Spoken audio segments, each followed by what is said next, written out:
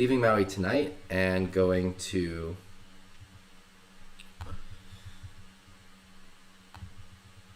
Europe. Hey, Thomas, Dom Dom, Fabrice.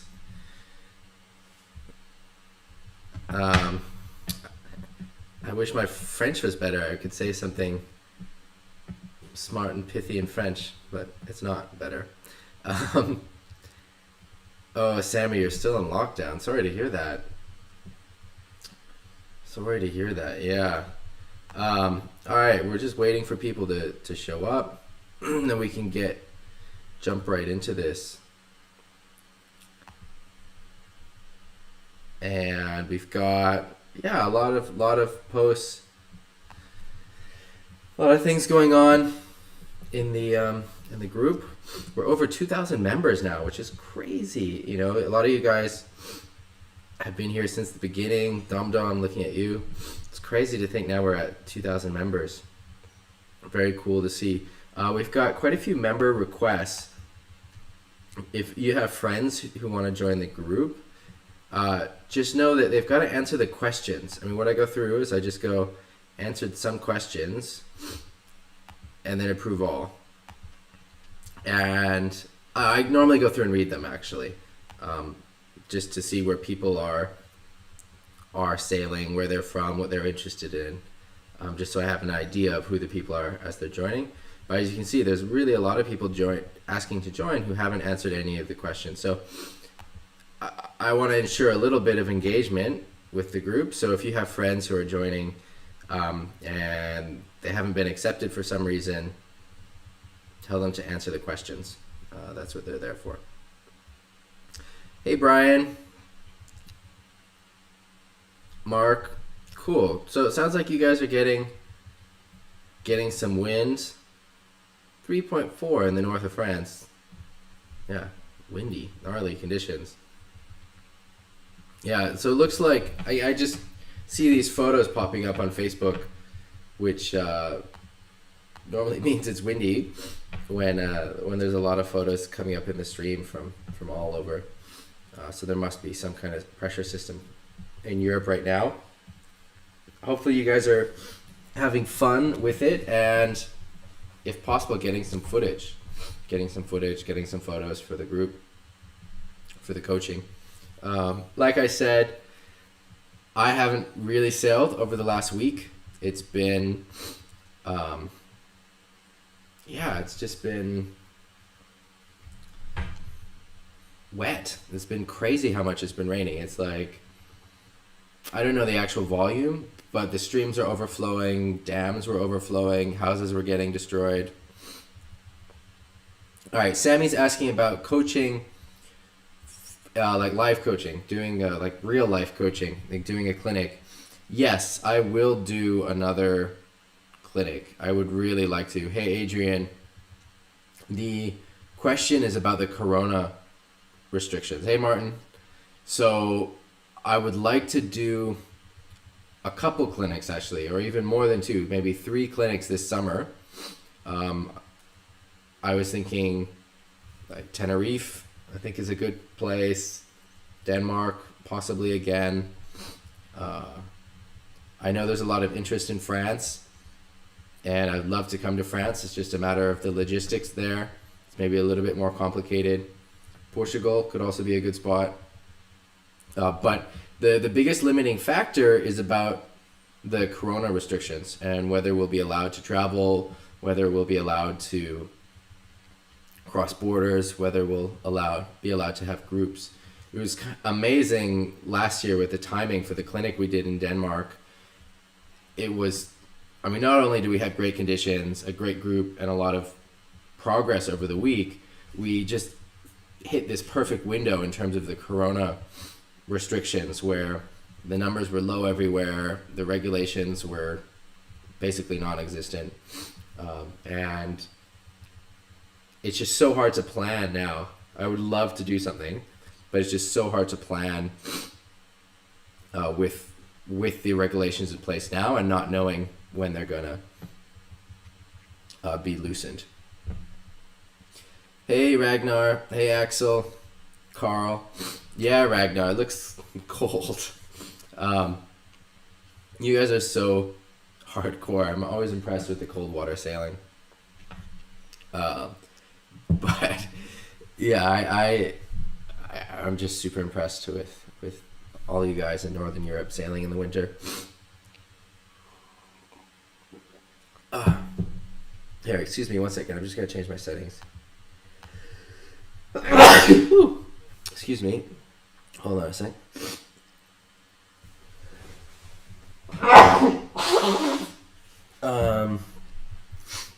Excuse me. No, we're good. We're good. All right. So questions. So Sammy's asking about.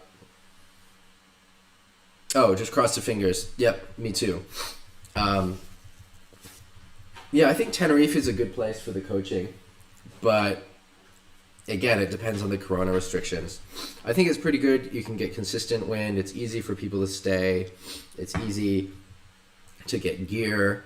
I think Tenerife is a good spot. All right, Fabrice, what's the level required for the clinics? We're working with people from a wide spectrum of levels. I want people who have been in the waves before. I'm at the moment not doing first time in the wave clinic, so the expectation is that everyone is comfortable going out through the waves and catching waves and has experience riding waves.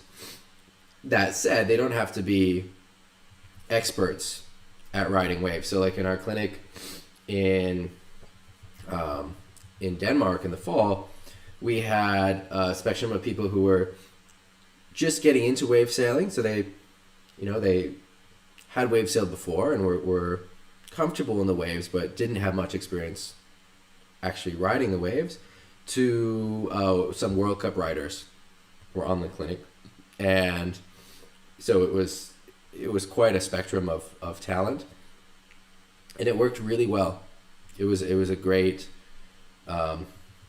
array of different abilities where we had different groups of people that could be working on similar things together. And I think it was really nice for the people who are just getting into waves to see what the people who are working on, who are, for example, the World Cup riders. It was a really cool experience. I learned a lot as well about coaching and teaching. One of the biggest things I learned, which I think is applicable for all of you guys in learning, is to really go slow. So like when I came into the clinic, I had all of these plans. I had a really structured format for how I wanted to do the instruction, how I was going to do the days, and it was broken into these like time blocks with different groups, splitting the group up with what they were all, because everyone was working on slightly different things. And so making, okay, this is the yellow group, this is the red group, this is the blue group, and they're at this time, and then 45 minutes later it's this time, and throughout the course of the week we're going to work on these things. And what I quickly realized is that didn't work. It was just too complicated. It was too many things. And I realized that the week is a success if you really truly learn one thing. And so it's not about trying to learn 10 things, 20 things. And it's great if you can learn more than one thing. That's for sure. But presenting it like that is too much. And so I realized this in the first day. I was like, oh, okay, this is too much. I've got to scale this back. It's still good to have structure, but first of all, people just want to sail. So like if we have a lot of different time blocks, that's not really great. We've got to be more on the water altogether as a group. And then just focus on one thing. So each person kind of had one goal. And I think, some of you guys were on the clinic. Daniel was there. Great progress over the week, which is actually a video I want to make about Daniel's progress on the clinic, because it was a cool experience for me as a coach, because he didn't have much experience in the waves, but he has an athletic background, and so he was picking up on on my coaching and able to apply it in the waves. And yeah, I mean, if you look at the video from day one versus the last day, you can't recognize that it's the same person. So it was a really cool experience. But anyway, my point is that, and this is, I think, what you guys can apply to your own learning, is you don't set out to learn 10 things. You know, set out to learn one thing and celebrate each success. So if you're trying to work on your rail to rail riding, you know, that's the focus. It's not about, okay, I'm trying to do rail to rail riding and aerials and back loops and stall forwards. You know, choose one of those things and focus on it, and you'll have quicker progress on all of the things. Because if you're focusing on, say, like 4 or 5 things like that at a time, it's really hard to improve in any of them. Whereas if you're focusing on one of them, and I don't mean then that's your focus for a year, but maybe it's your focus for a session, or for the first 45 minutes of your session, and the rest of your session you're just having fun. But like that, even though it seems slower, I think you actually go farther more quickly, because you have a more focused learning, and your brain's not getting distracted. Like I know for myself, like I've had times in the past where my own learning has been kind of scattered, because I'm thinking, oh, I've got to be working on double forwards, and I want to be working on these wave moves, and then it's like my brain is getting kind of scrambled, and I end up doing nothing. You know, I'm doing a lot of back and forth. So really focusing on one thing at a time is really helpful for learning. Alex, sounds like you had some good conditions. Sad about your favorite board. It always sucks to break a board, especially a favorite board. I know the feeling. Yeah, boards are special. Sorry to hear that. All right, Thomas said he's trying the 360s, but focusing too much on the sail, not on the wave. I've got some 360 content that I've been creating to help you guys, which is a little bit of a different approach. I'm not sure when it's going to be ready to release, but I think it will be helpful for everyone who are working on Wave 360s. I'm coaching someone here on Maui to learn the 360 and filming that process. So, and she's never done 360 before, never tried them before. And so going from 0 to doing the move. And we've just started. We've had a couple sessions. We had a dryland session and a water session. And so filming that process. And I think it'll be very clarifying as to what it takes to do the 360. Cool. All right. Tomas says, I think focus on one thing in jumping and one in riding is realistic. And in the meantime, you'll get better on many other things, but maybe not 100% completed, landed. Yeah, I think that makes sense. I think one of the issues with the jumping and the wave riding is it's really important not to force one or the other. So if you come with the mindset that, oh, I'm going to be really working on my jumping, but then the conditions are not jumping conditions, and you're trying to force jumps, you're just going to get frustrated, and you're not going to learn, and you're going to lose time that you could be spent working on your wave riding. I saw that on the clinic. I've seen that in other places where, you know, it's gusty, there's current on the inside, so you can't get planing by the time you get to the waves, but you're trying to work on forward loops or back loops or whatever it is, and you spend 45 minutes just getting frustrated on the inside rather than, you know, floating out and catching some waves and riding them. So that's also really important, being aware of the conditions. Whether you're learning or not, it's always important to be aware of the conditions. What else do I have from my side? Thank you, everyone, again, who's donated to help keep the group and the coaching going. Most recent donations are in bold. Thanks a ton to everyone who's donated. If you want to donate, the link is, I think it's somewhere in the About section or in the announcements up here. Maybe the announcements. It should be in the group. It's in the announcements. Shouldn't be too hard to find. All right, let's get into the coaching. I think we've got a lot of people here so we're ready to jump into the coaching. We've got a lot of questions. I'm going to go through them fairly quickly. Hey, Ridge, if you guys have questions, let me know, of course, and I'll stop and answer your questions. All the videos, all the live streams are posted after this to Facebook or to YouTube, sorry. And I'm trying to create more standalone YouTube content as well to supplement the live coaching. I think it's kind of useful. So like, for example, this 360 journey that I'm doing, it's a little bit of a different medium, and so I could do some stuff that's a little different. All right, I'm just going to go through the group, answering the questions.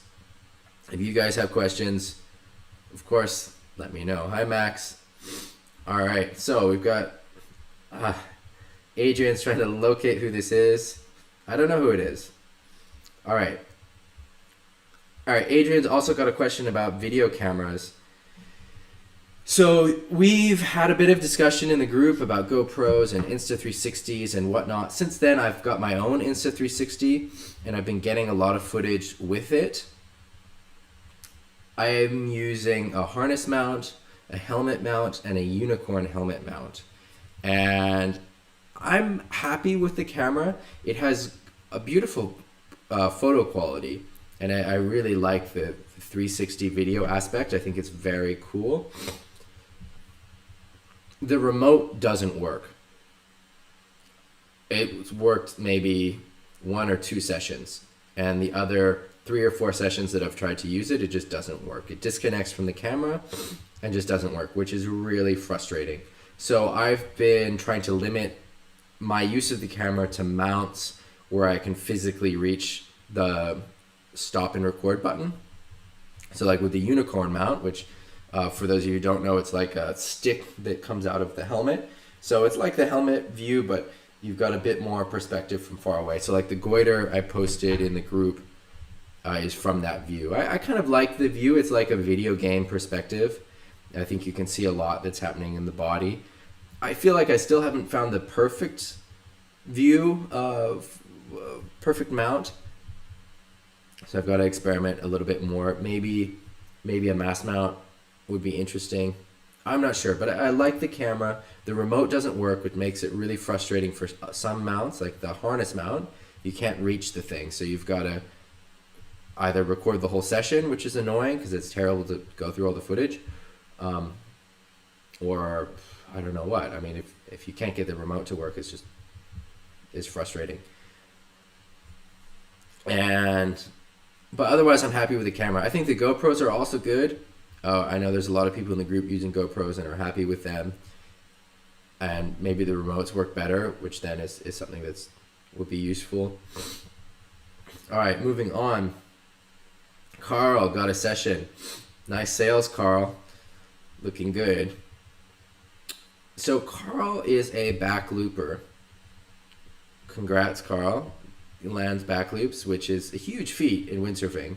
You know, back loops are incredibly difficult, but he's trying to get them more consistent. And so we can watch the footage. Let's turn off the sound. Let's make sure we've got, all right, yeah, we've got high quality. Oops. All right, hold on, let me, I don't know why this is, hold on, bear with me. Let me get the volume off, and let's start this over again. So these are Carl's back loop attempts.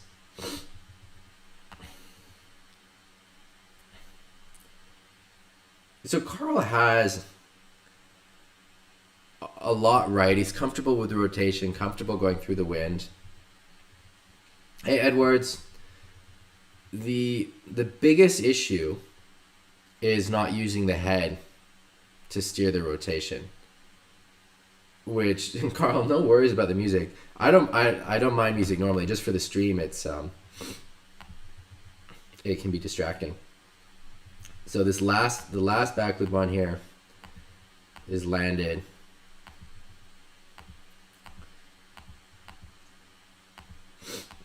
And so you can see you've got some head. Hey, Mert. You've got a bit of. So we can look at the head positions. So the head is really looking at the front hand. It's not looking at the landing. And what that means is that you're using your body to control the rotation. And it's just really, really difficult if you're using your body rather than your head. So a lot of the dynamics of the move are the same. So you've got most of the move. It's just the fine tuning of controlling the rotation. And if you're using your body, it's like, what is it? I don't know. It's like one of these like carnival games where you're trying to like get something to land exactly on a point. It's just really hard. Your body can't fine tune the rotation well enough to make it work. Whereas if you're using your head, it's a much more subtle and controlled way to rotate. You're not going to rotate as quickly. It's not going to whip you around, which is, I think, also one of the problems that you have, Carl. Like sometimes you're landing them, like we saw in the last one, and sometimes you feel like you're going too fast. You feel like you're over rotating, and that's when you let go, like we saw in the earlier clips. And so by using the head, it makes it a lot less likely that that's going to happen, because the head, when you're using your head to rotate it, it really sort of fine tunes like how do I say that? It's a much more subtle rotation. You're not getting this whip that you can get from your body. So you're rotating a lot more slow and a lot more controlled, and you can really kind of see where you're coming down to. Now, the good news is you're landing back loops and you're doing it great. And I had a similar experience. Like when I learned back loops, I learned them on starboard tack on Maui first. And I would land, I don't know, 3 out of 10, 4 out of 10, something like that. And it was really elusive to me. I didn't know what I needed to do different. I saw guys landing back loops consistently, and it just looked like magic. I was like, how are they doing this? How do they land them almost every time? This is crazy. I feel like it's like a lottery whether I land it or not, and I don't know what the difference is. And at that time I could do push loops and forwards, and all those jumps seemed so easy, and the back loops, it just seemed like this mystery to me. There was this like black space that I just couldn't understand why I didn't land them as consistently as other guys or as other moves. And then I went to Gran Canaria for a summer, and I learned back loops on port tack. And learning the back loop again, I had like a bit of a restart button. So all that muscle memory that I already had was kind of erased, and because I had to start again with the other side, the other tack, and that allowed me to improve my form. So I learned on port tack with much better form than I learned on starboard tack, and really that the key part of that form is using your head to rotate rather than your body. And so when I came back to Maui after a summer in the Canary Islands, I was suddenly a lot more consistent on the back loops, and it was like the back loops had been unlocked for me on the other tack. And so even though I'd learned them on starboard tack first, it took that port tack journey to become consistent on them on starboard tack. And that's kind of what broke my mind, or allowed me to get into it in a different way. So, Carl, I think you're going to have a very difficult time if you keep doing the same thing that you're doing and trying to use your head to rotate better, because all the muscle memory, all your experience is already is so locked in, so ingrained into your body.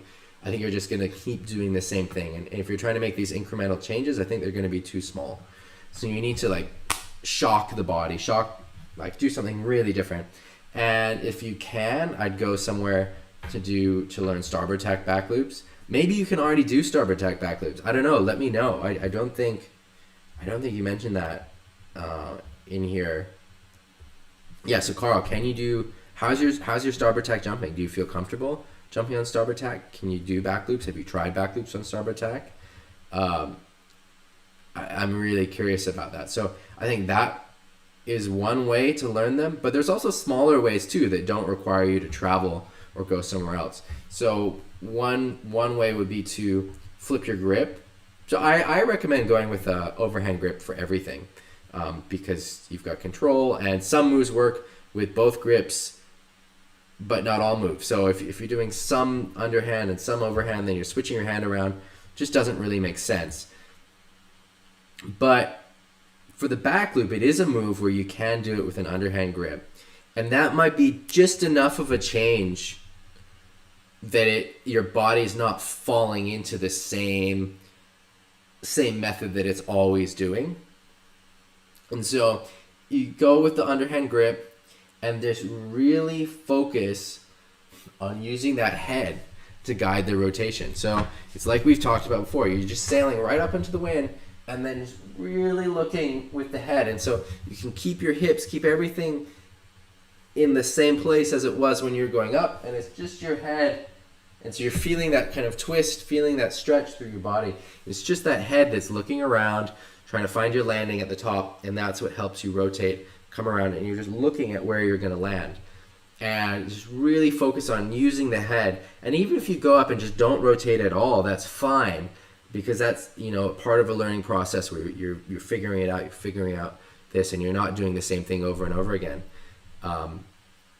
But yeah, I think the underhand grip might be a key to this. And then once you get the back loop, you can go back to your overhand grip, but you've gotten past this specific challenge, this specific hurdle, and then it doesn't matter what your grip is. But the point I'm trying to get is you want to kind of find something to break this habit, because you're so close to getting there. You've just got to use the head to guide the rotation, and you'll see it's like magic. If you're using the head to guide the rotation, they're easy to land suddenly, and so then you go from landing 2 out of 10 to 8 out of 10, and yeah, it feels great. It's a really, really great feeling.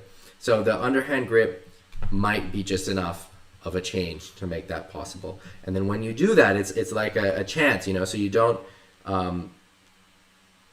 just keep doing the same thing. Like, go with the underhand grip and then really focus on that head. And it's going to feel a little bit different because you're going with the underhand grip, and it's that difference that's really important, so that your body's not just throwing it in the same way how it always does. Other ways of doing it without going to a starboard tack jumping location would be to try clue first back loops, which I also recommend to everyone. Clue first back loops are a great jump to do. They look cool. They're stylish. They're something you don't see very often, so they've got some like style points on your beach. But they also help you with the back loop rotation and with other rotations as well. They help you to figure out some things about the sail dynamics and going through the wind dynamics.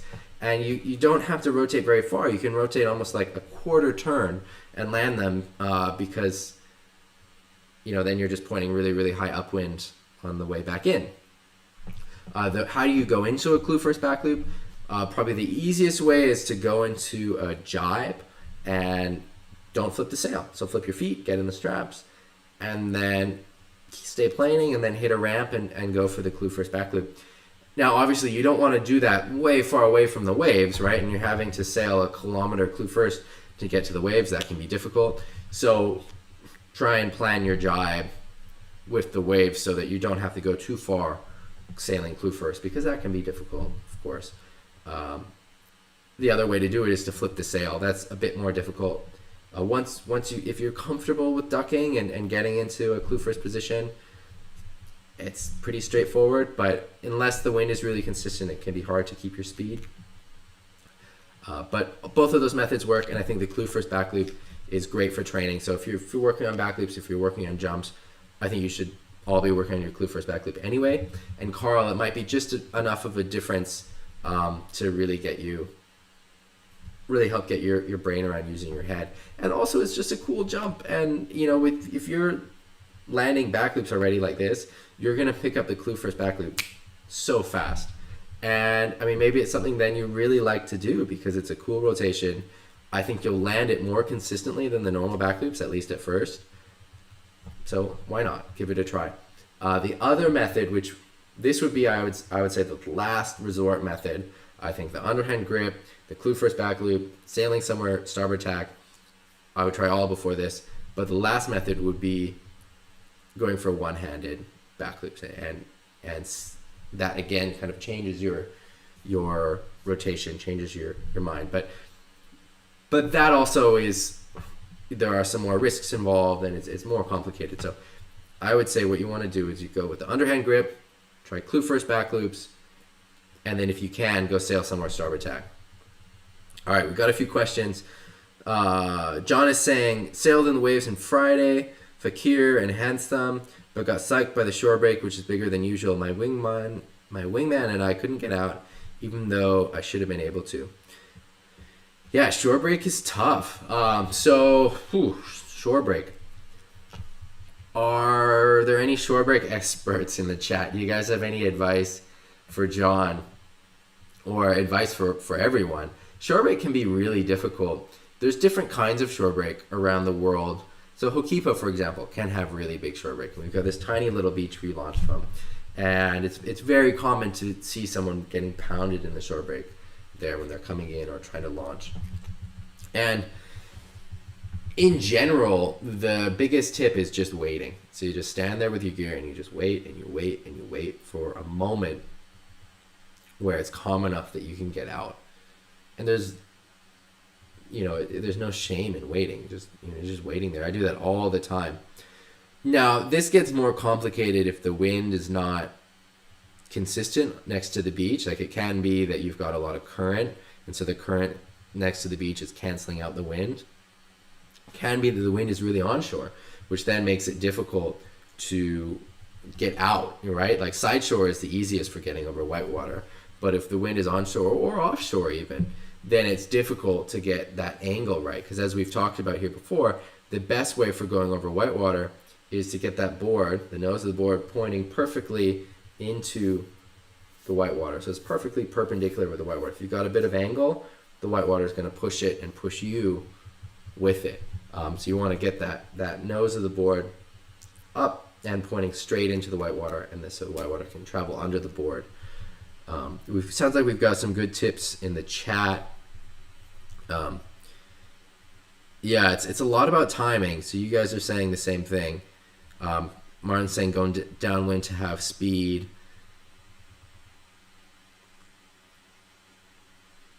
Yeah, Tomas is saying great to discuss the best ways in and out of a nasty beach break.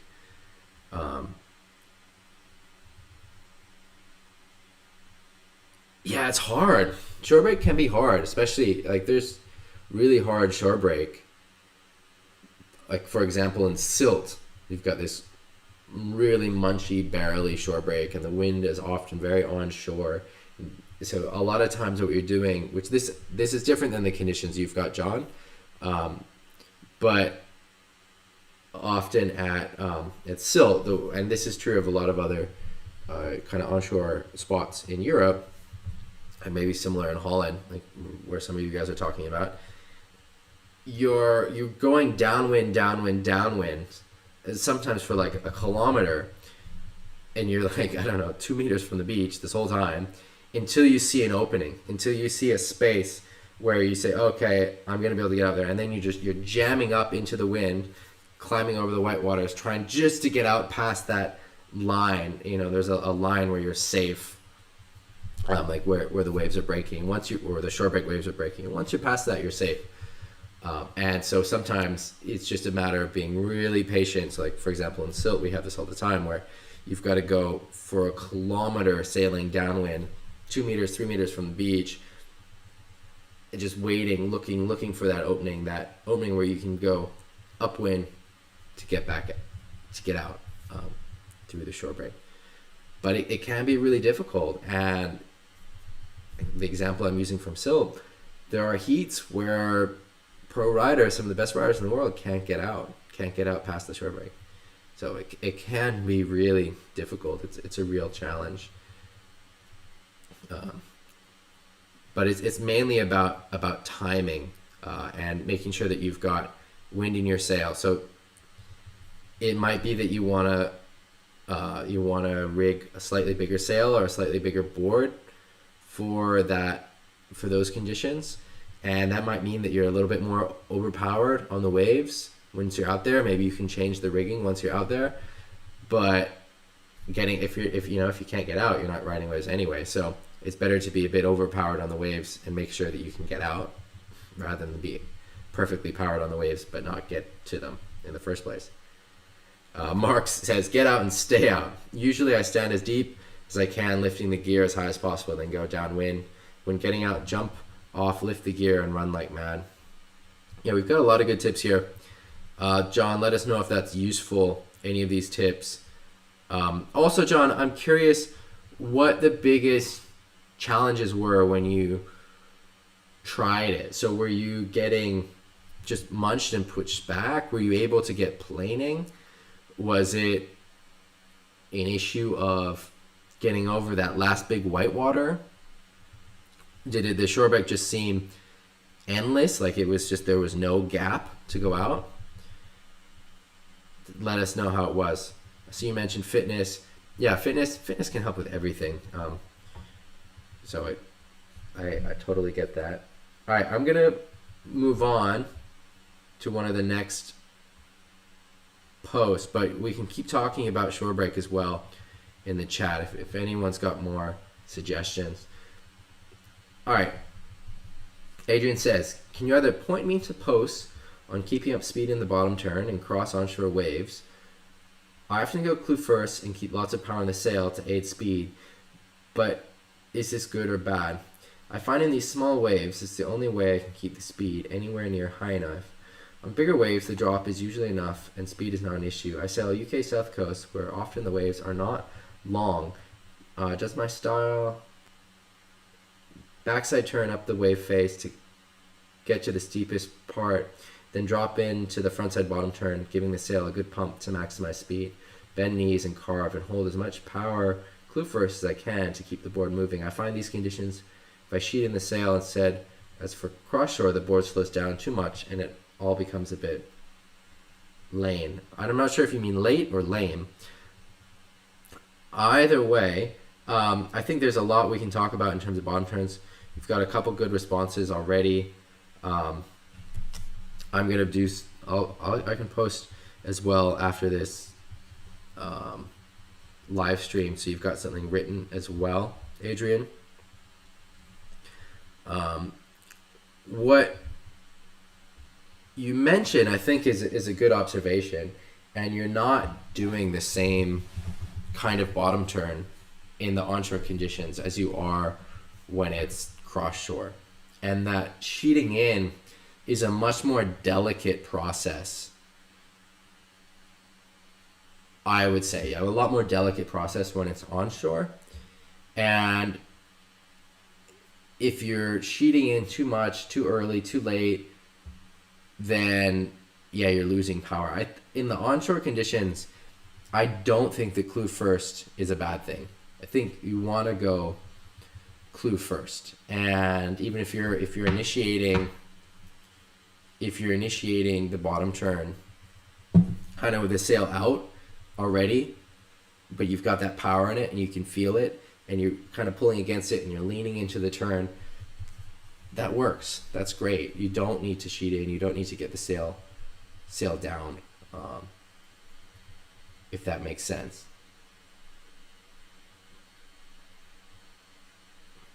Dom recommends Barbarian Days.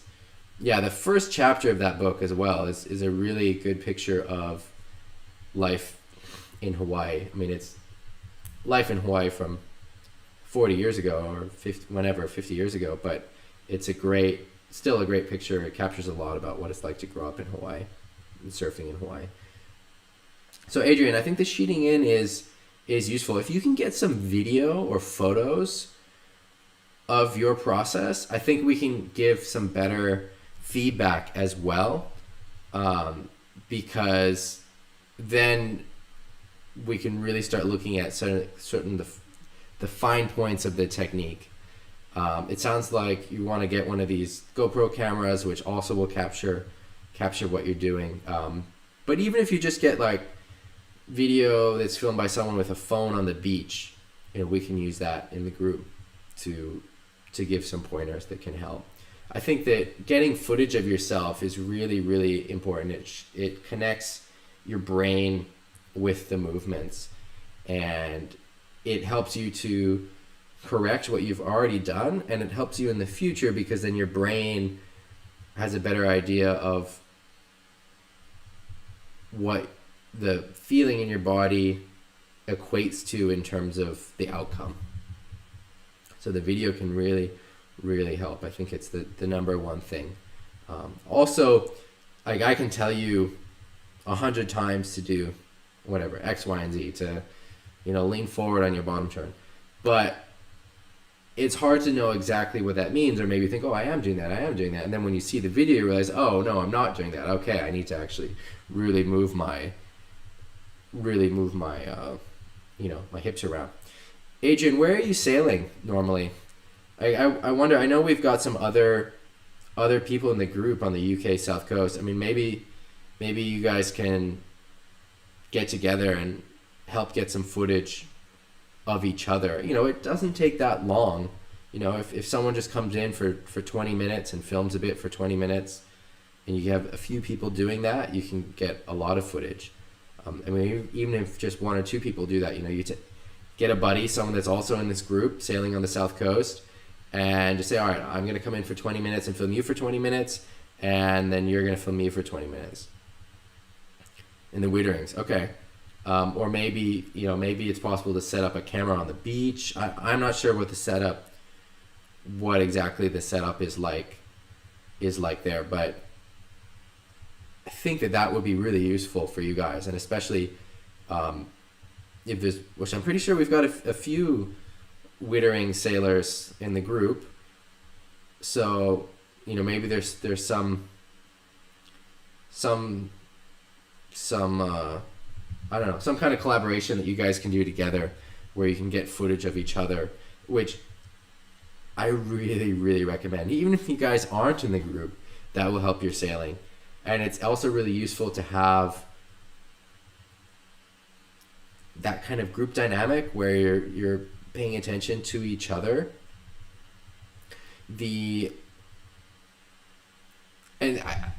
How do I say this? I think a lot of people also don't really want to film, maybe. They think, oh, I'd rather be on the water or whatever, I don't want to be the guy on the beach with the camera. But actually, the act of filming also is going to help you improve because then you're more critically paying attention to what's happening on the water. And that's also really good for your brain. You start seeing things that you wouldn't see otherwise. You start realizing where people are setting up on the wave. You start realizing what people are doing that looks good, what people are doing that looks bad. So the act of filming also will help you get better. So it's a win-win, so you get a couple friends, make a little schedule, and so no one's missing a lot of time on the water. It's 20 minutes or whatever it is for each person, half an hour, 20 minutes. But then in the end, you guys are gonna really benefit from this. But it's something you guys have to organize. All right.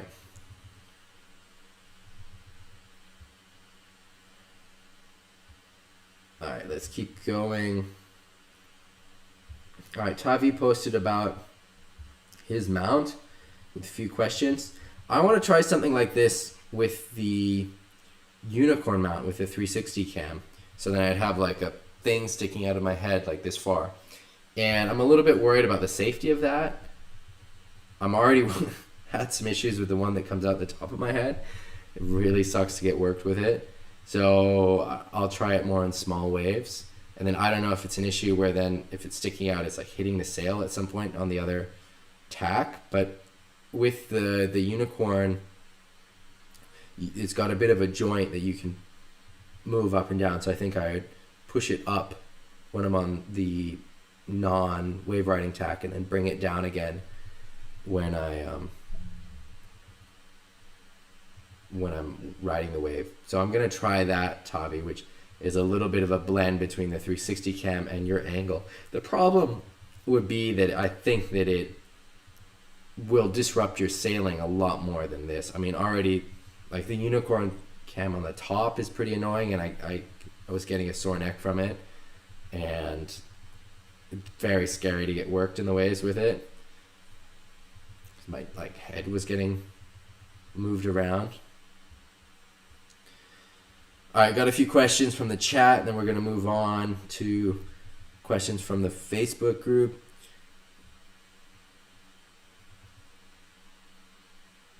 Yeah, John is saying you don't want to be the one freezing on the beach, but yes, then you're focused to observe stuff that you wouldn't notice otherwise. Yeah, it's amazing. When you're filming people, you really start to see so much more. You realize, oh, he's catching the wave there. Oh, look, he's setting up on that peak. Oh, that's where his eyes are looking. It's just amazing how much you start to see that you didn't see before. All right. John asked if I wear a watch for heats. Yes, a watch in a competition is incredibly important.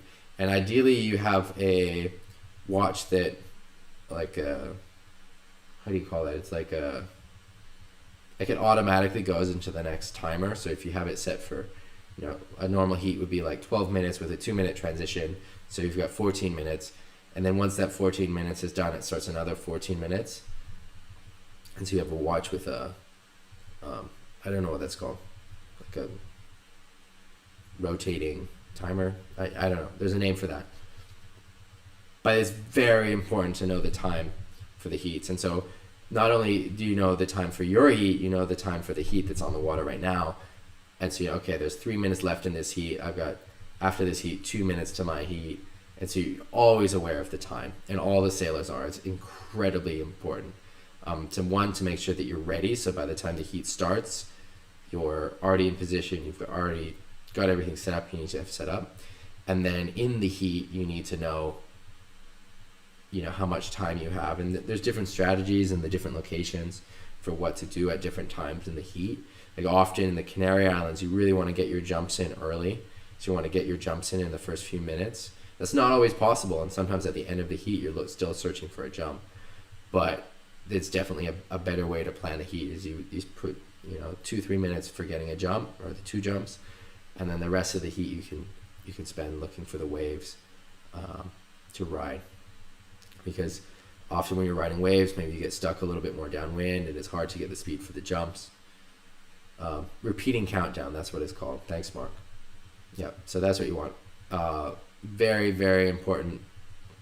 Very, very important to have a good watch, have the timing.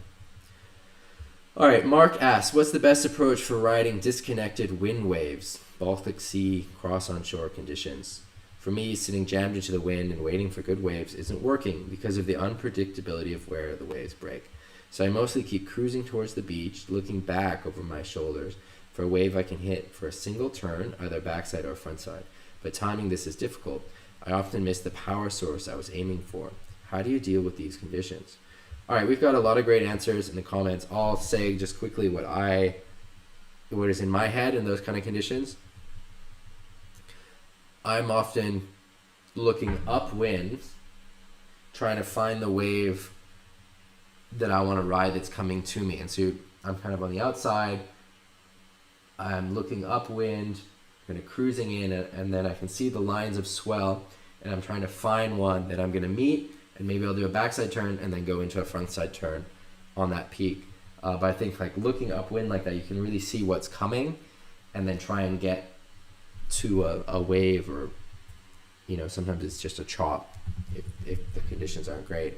But you can really kind of see what is coming and then get to it with that method. And so that's what I'm doing. Then each spot has its own, unique aspects.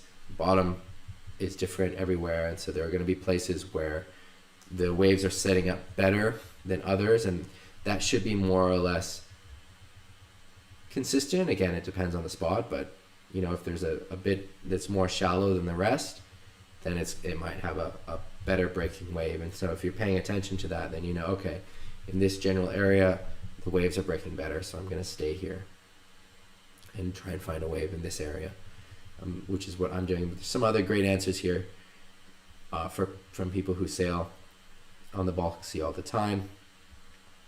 All right, here's some clips, some tack clips from Carl. Nice clean tacks. They look good. Yeah, it looks great. So I like that. Yeah, it's important. Like what Carl points out here is that it's important to use the power in the sail to help you balance. So you can do that either by backwinding the sail or by sheeting in on the sail, and that's a very important aspect of tacking, is using that power, whether it's coming from the other side or your normal side, to balance on the board. I'm going to do some more tacking videos. I know I've been talking about this for ages, but I finally just got some of the footage that I was trying to get for the tacks. It's hard with the tacks because you have all these different aspects going on. You've got your feet, you've got your hands, you've got the two different sides of the board, and so to really capture the whole move is kind of difficult to really show everything. But I just got some more footage from that last weekend. So hopefully that means I can do some more of these videos. All right, we got a few questions from the chat. Stefan asked, do you have any advice to improve your bad jumping side? In my case, port side. Anything I can do on land? Going to El Medano next Sunday, which is port side. The best thing you can do is just to embrace it, just to sail in those conditions, put the time in, and embrace that uncomfortable feeling. That uncomfortable feeling is learning. That feeling where things are not quite working out, that's your body learning. So embrace that feeling. I know that because it's uncomfortable, you might want to just not do it and then just avoid the jumps. But you just have to embrace it and just go head on, just jump as much as you can. And yeah, that will be the best way for getting into it. If there's no like secret or shortcut.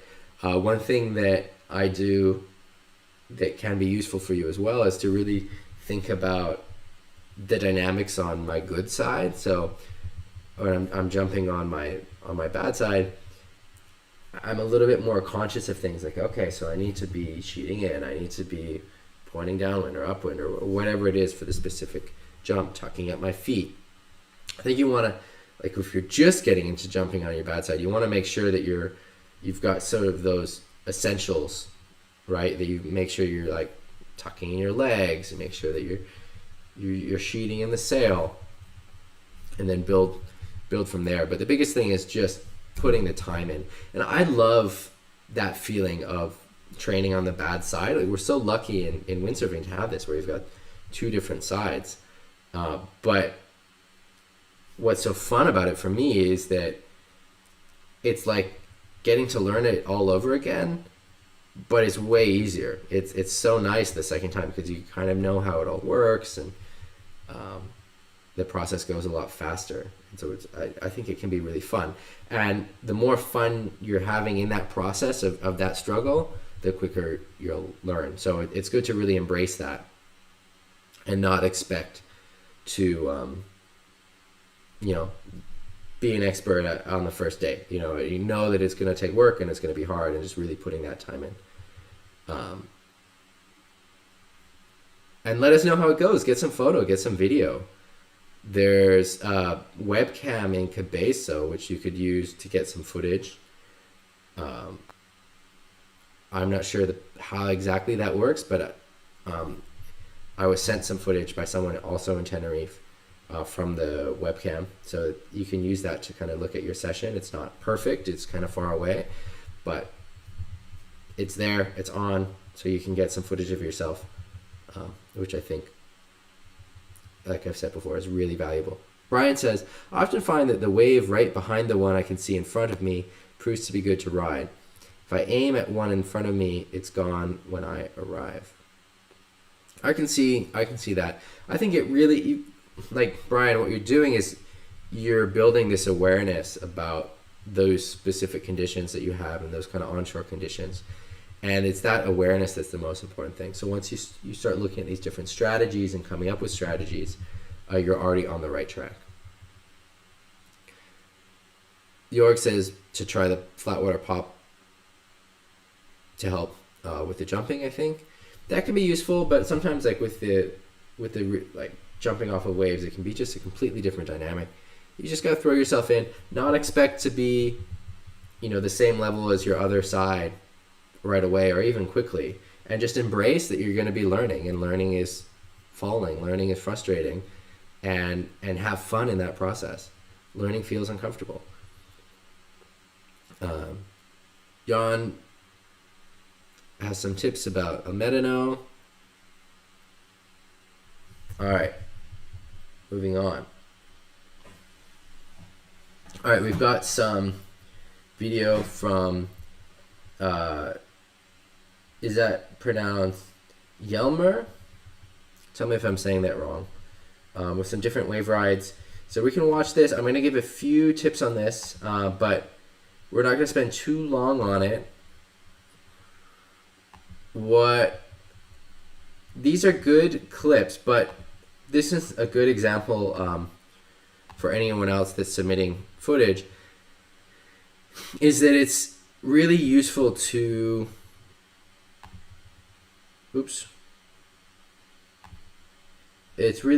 have a specific question with the coaching. So like this one, for example, it's a few waves, and there's not a specific question. So I can give a few different tips and point out things that I like to see, but I think for you guys, in order to get the most out of my coaching, it's good to have some specific questions along with the footage.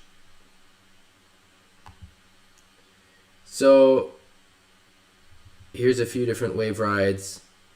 Here's side off conditions.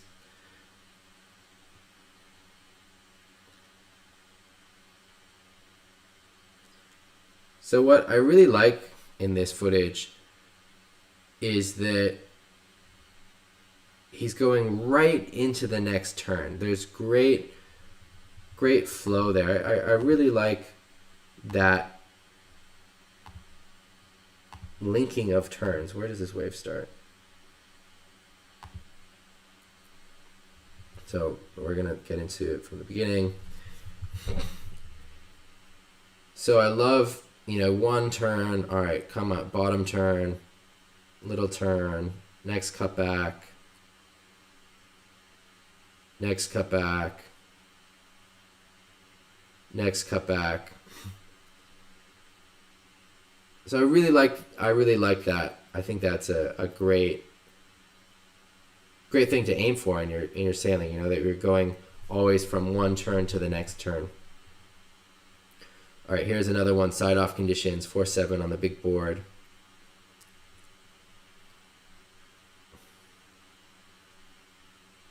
And here again, going from top turn to bottom turn. There's a little bit of a stall as we're coming into the shore break. Another turn. And coming into the beach. All right, here's another side shore conditions.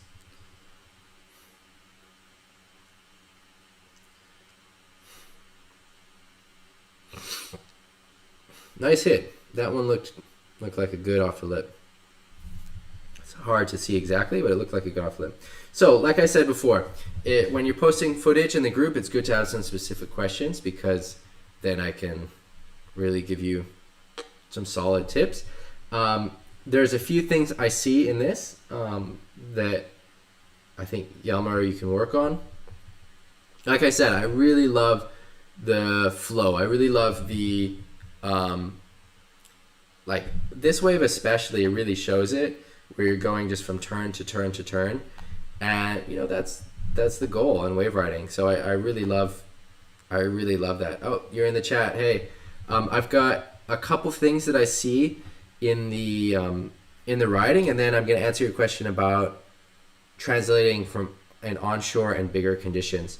So one of the things that I see in your cutbacks, so this is a small thing, and you're doing a nice cutback, but this will make them nicer, is you're pushing the board. So if this is your board, you're pushing your board this way, like laterally in the turn. What I want you to think about more is just getting the board on the rail. So really just pushing the board on the rail and then driving it. Instead of driving it like this, you're getting it on the rail and just driving it down the face of the wave. And what you'll find is then you're really using the rail a lot more and picking up more speed and accelerating more through the cutback and ending up with a more dynamic turn. I think this is one of the biggest mistakes that people make in wave riding and windsurfing, and it comes in the cutback, and it's really pushing the board laterally rather than thinking about just getting on your heels. So like heel side rail, right? You want to really just get that board flipped over, and then you're pushing very, very hard against the board. And if you're driving it anywhere, you're not driving it this way, like with a scissoring motion with your feet. You're not doing that. It's like you're getting it on the rail, you're pushing hard with both feet against that board, and then it's the feeling of pushing against it and driving it under you, and you're really pushing it. It's like under you, meaning like into the bottom of the wave. So you're picking up the speed from the face of the wave as you're going like downhill that slope, but really getting that board on the rail, really pushing on your heels and then driving it. And like you've got a nice dynamic cutback.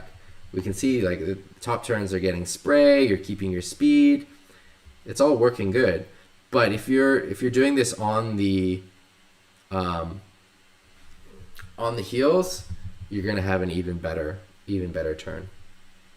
And the other thing, before I answer your question, Yelmer, tell me if I'm saying that right as well. Is there a better way to say your name?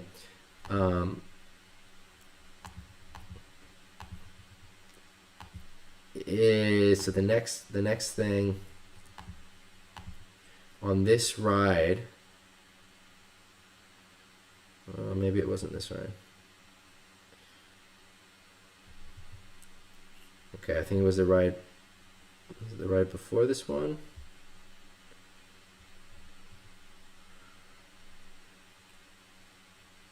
No, the ride after this one.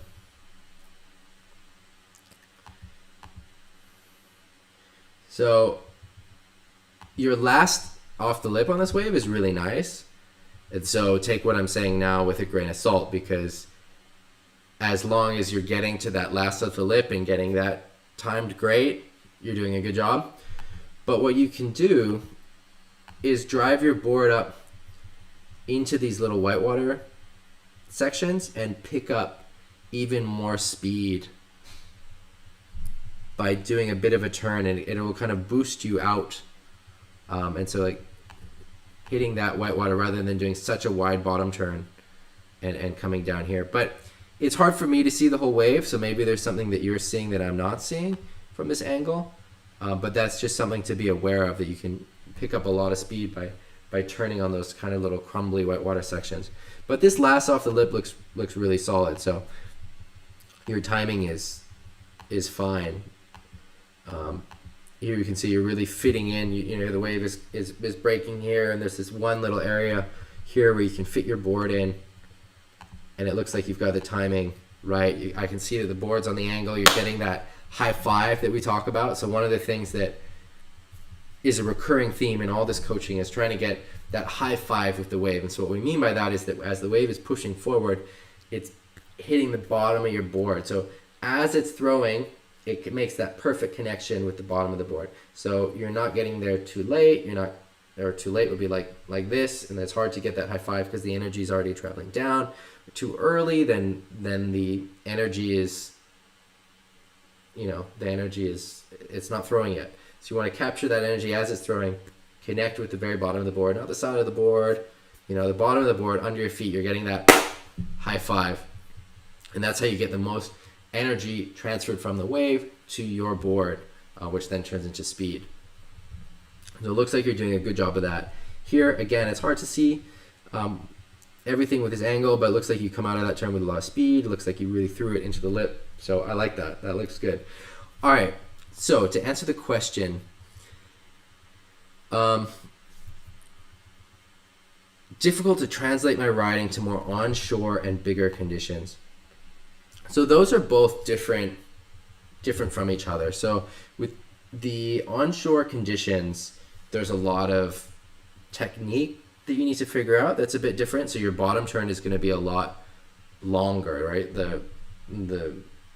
You're doing more of a turn in onshore conditions than you are when it's side shore or side off, right? Because when it's side off, you're already traveling down the line, so you're just doing a shorter bottom turn to get to the lip. Whereas when it's onshore, sometimes it can feel like you're doing, like, I don't know, what is it, 270 degrees or something to get to the lip of the wave, which means you're spending a lot more time on the rail, means there's a lot of time to lose speed.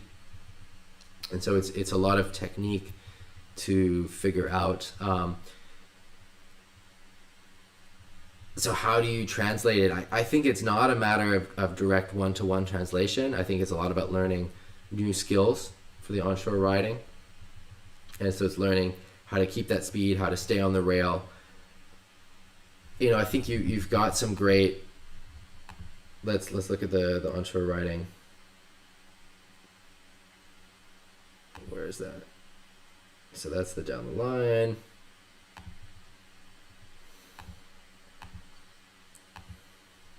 So one thing I want to point out here is you've got your hips really pushed in. So one thing you can really focus on, especially when it's onshore, is getting really low and almost sticking your butt out. So like this position where your hips are really jammed in, you're not able to apply a lot of pressure to the rail on the board. And this is especially difficult in onshore. Like it's easy to kind of fall into this clue first position here, where then you've got your hips in. But what we talk about, I don't know if I've got enough space to do it here standing up, but you've got this like power position with your body where it's similar to like a power lifting position, like in the gym, where you're bent at your knees, you're bent at the waist, you're kind of sticking your butt out, and you've got all this energy transfer coming from your core down through your butt into your thighs and then into your feet, which then really helps with the energy transfer to the board. And so this position where you're pushing your hips forward means that you don't have very much pressure from your body going into your toes. And so it's more like you want to get into this like power position that I just showed you, and then you're just leaning forward and driving that power forward. And so it's like your whole body is moving forward, right? Rather than like here, kind of your body's leaning forward from it's like from your feet to your knees it's forward, but then it starts to come back again. And you're kind of staying more upright. And so it's really hard to get that energy drive. And this is, again, something that's really common to fall into, especially when the conditions are onshore. But having that power position helps so much. I've got a video, an onshore, oops.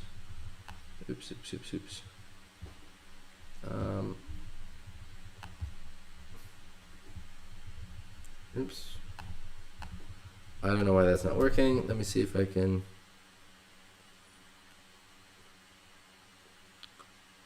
I don't know,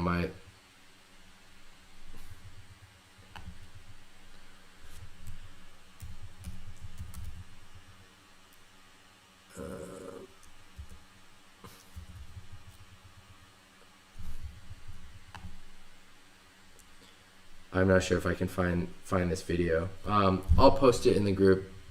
Oh, maybe here. But somewhere I've got some video with some onshore turns that I can kind of show you a bit of the positioning.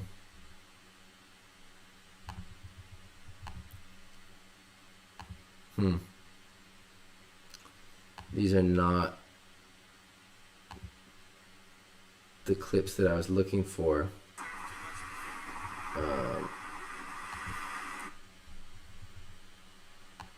But maybe you can still kind of see it.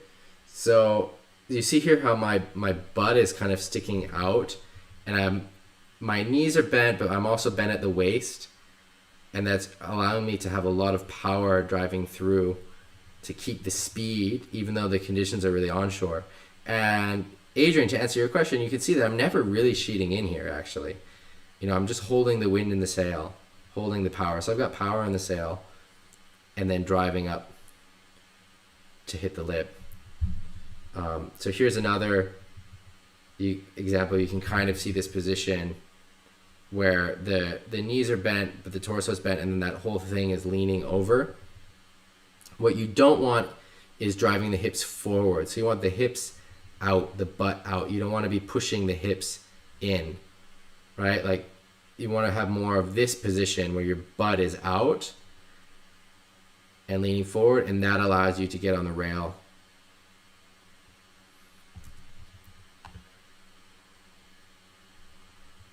All right.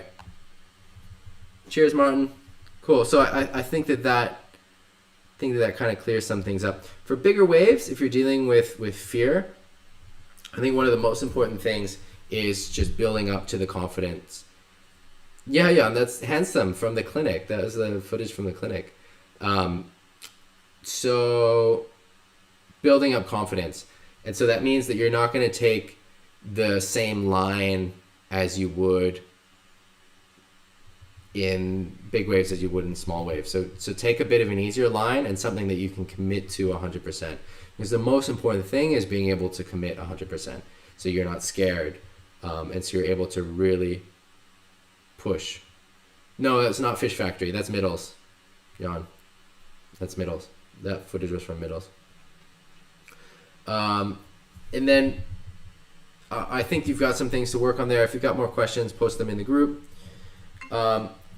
All right, we've got a question about goiters. So I've already answered this a lot. So there's a lot about goiters in this chat. For how do you say that? Ruarada? I don't know how to say that, Somerville. Let me know how to pronounce your name so I can pronounce it correctly. But anyway, so Somerville, you want to really understand the dynamics of the move. And for the goiter, what a lot of people misunderstand is that backwinding is really important. So you're getting the sail thrown over, so then it's acting like a wing, and it's getting wind from the other side. So it's really important to drive the luff of the sail, the leading edge of the sail, so that it's facing into the wind. So then it's picking up the wind like a wing, and you're getting a bit of float from it. And so if you really think about throwing the sail so that it's in that position, I think it will help you mentally, because if you're just throwing the sail forward, then it's going to be too full of wind, you're not rotating. If you're just throwing the sail down, it's maybe not picking up the wind from underneath, and it just won't work then. So you have to understand the dynamic of the move, what's happening in the goiter, which is that you're bringing the sail around, it's getting the wind from the other side, which then is giving you a bit of float and pushing through with the rotation.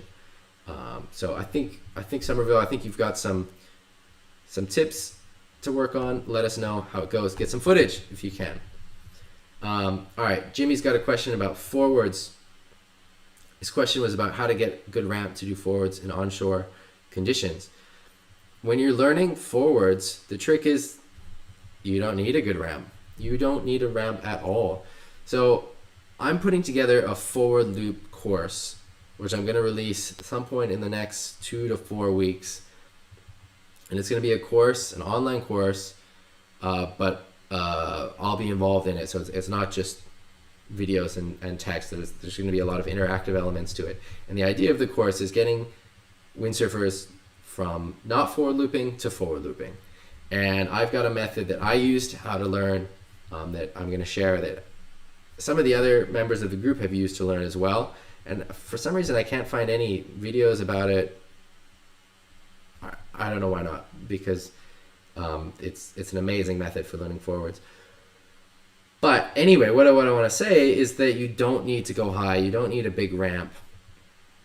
You can do them going over the downwind, going over the backs of the chop if in the onshore conditions, and you don't need to go very high at all. So like I filmed when I was filming for this course, I've got video of me doing a forward. It's not a great forward at all. You know, maybe you would even say it's crashed, but it's rotated, land in the water, and I water start out in subplaning conditions on a 5.2 on completely flat water. And just my point is that you don't need big ramps. You don't need to go high when you're doing the forward. In fact, I think learning the forward, you want kind of smaller ramps. You don't want to be super powered up. You want to be comfortable. Smaller ramps are fine, and you just want to work on getting that correct technique and getting through the fear and getting through the mental side. So I'm gonna do, of course, posts about the forward loop course when it's ready in the group. So you guys will be the first to know, and it will have limited spaces because I'm involved. It's not something that any number of people could sign up for, because it's not just like, you know, photos and videos and how to comments or whatever. You know, it's going to have some interactive and some live elements, so there's going to be limited spaces and a bit of a sign up process for it. But all of that information is going to be coming to the group. Sim got on the water. Stoked on that. And I think that is it. MFT's got this great forward, which we can celebrate. I don't know why it's not playing. Where he was applying the coaching techniques that we were talking about in the group and having a great day throwing forward. So cheers. Great job. I think that's it. Let me just get back to the group, just scroll, make sure there's nothing else. Dom update his video. We've got a question about production board brands.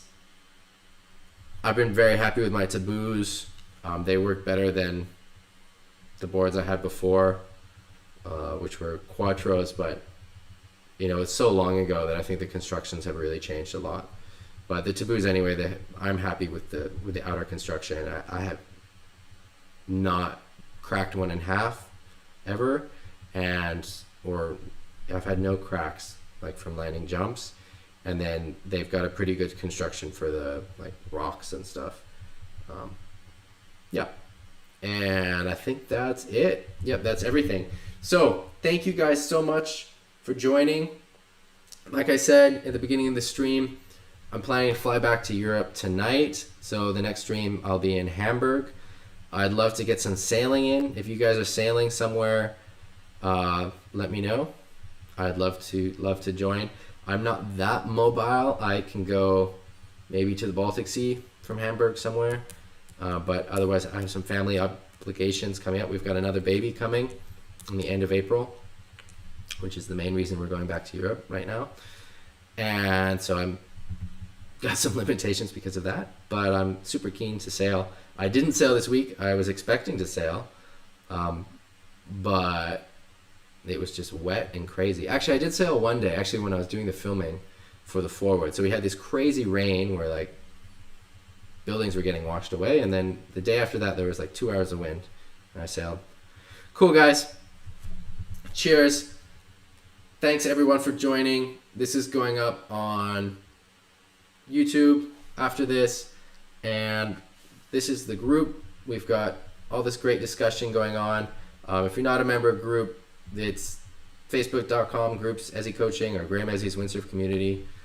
This is where we do all the discussion that creates what we talk about for these live streams, which are every Sunday. And have a good week, and I'll see you next Sunday. Cheers, guys.